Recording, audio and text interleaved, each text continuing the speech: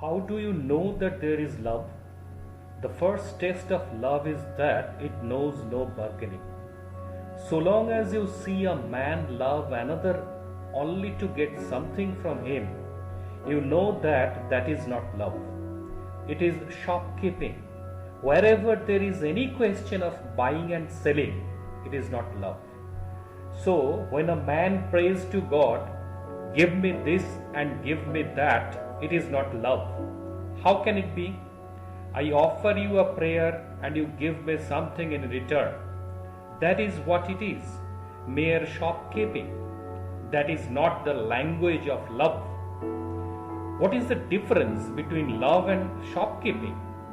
If you ask God to give you this and give you that, the first test of love is that it knows no bargaining.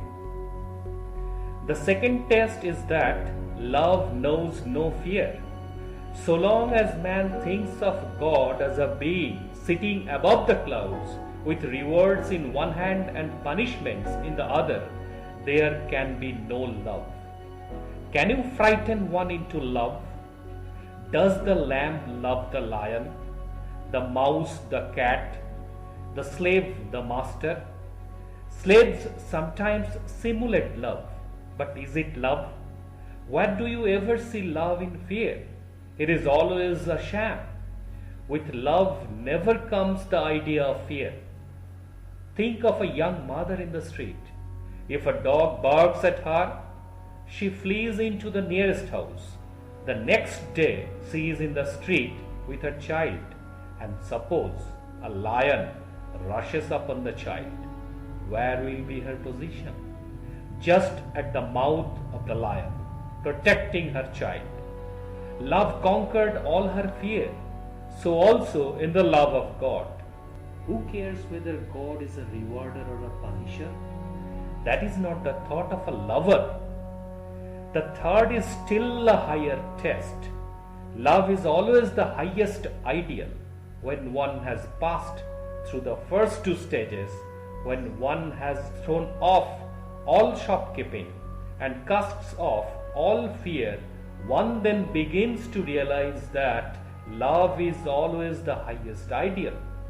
How many times in this world we see a beautiful woman loving an ugly man? How many times we see a handsome man loving an ugly woman? What is the attraction? Lookers on only see the ugly man or the ugly woman, but not so the lover. To the lover, the beloved is the most beautiful being that ever existed. How is it?